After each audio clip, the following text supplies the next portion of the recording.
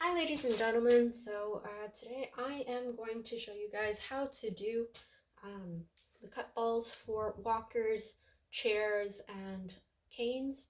Now I've seen a lot of different ways that other people have done this, and it's super dangerous.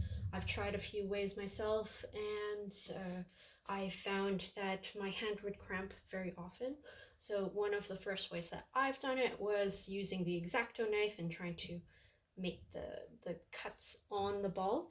And at about the 20 ball mark, my hand would cramp, and it would cramp on both hands. I didn't like it, so I found another way, which I tried. And this way was to take one of these saws and to basically put it between my legs and hold the ball and saw at it. And there were several things that were very dangerous about it, one of which was the fact that the blade was facing towards me, facing towards my hand, and that at the 30 to 40 ball mark, my hands would cramp again.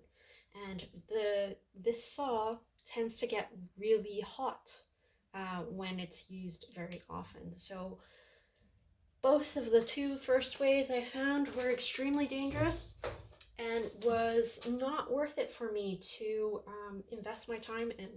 So I found one other way that I've tried out several um, several different ways now, uh, but this one has worked the best.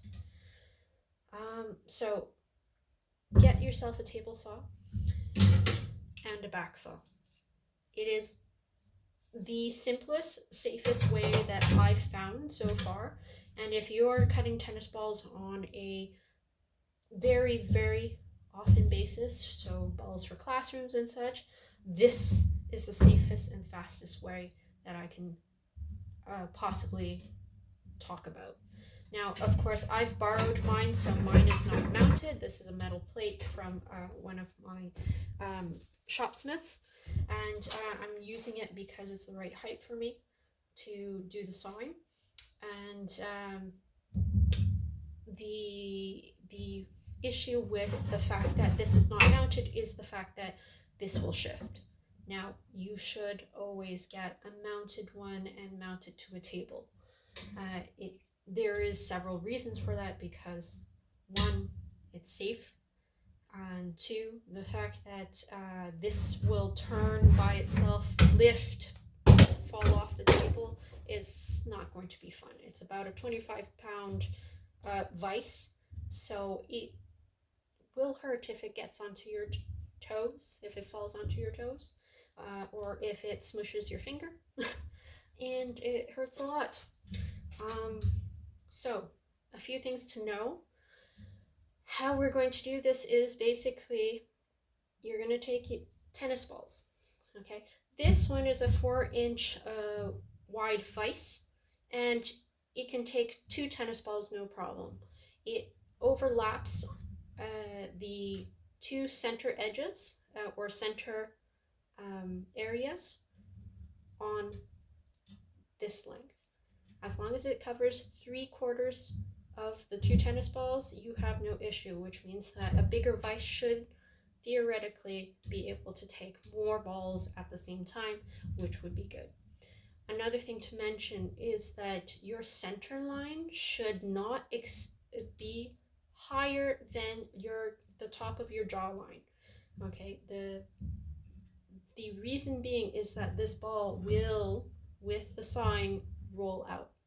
If you roll it out, you're going to chase after it, and you're going to waste your time. So the easiest and fastest way is to make sure that it's below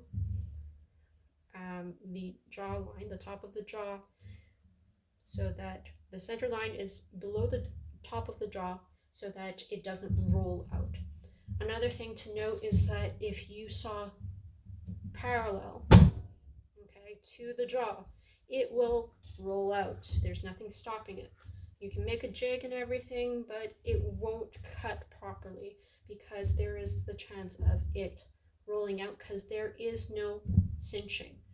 Now, I've seen A lot of people try to make jigs and stuff to hold these guys, but because they're so rubbery and so bouncy, and the fact that you have to cinch all four sides for it to be cut completely in a plus, it's not worth it in my opinion, but I'm sure there's going to be some genius who's going to make it and make it well. So all you have to do is, as long as your vise is mounted, you cinch these guys up and you're going to use the saw. One other thing is that you're going to notice that sometimes using the saw, the fibers are going to get caught in the saw. Don't worry about that, but you will notice that also it might be difficult to push. At that point, you take the saw, you make sure that you're level, and you're going to drag towards you to make the first incision, which will make the forward pass a lot easier. Because of that, it will be a lot easier for you to do this.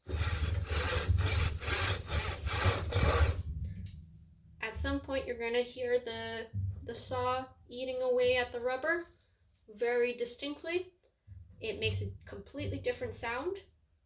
So at that point, you can stop. You can make them a little bit smaller so that when you place it on the feet of the item in question, it will be tight and it won't move around or pop off by accident. So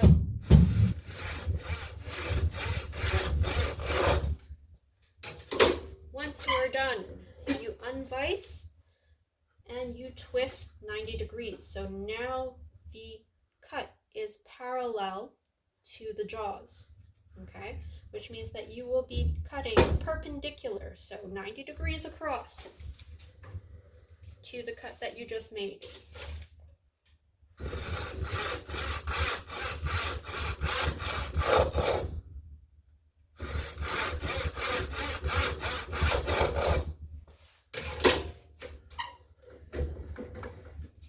And that's that.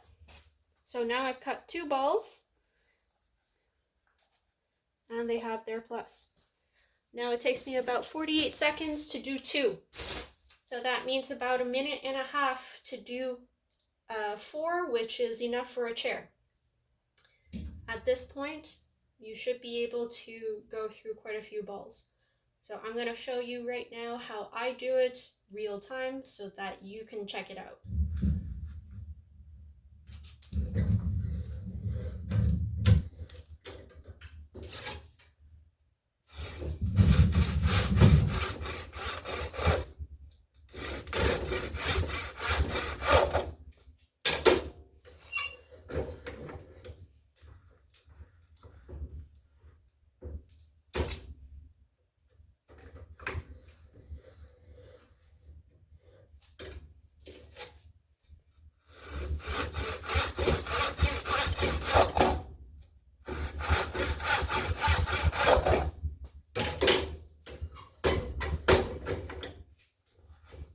Done.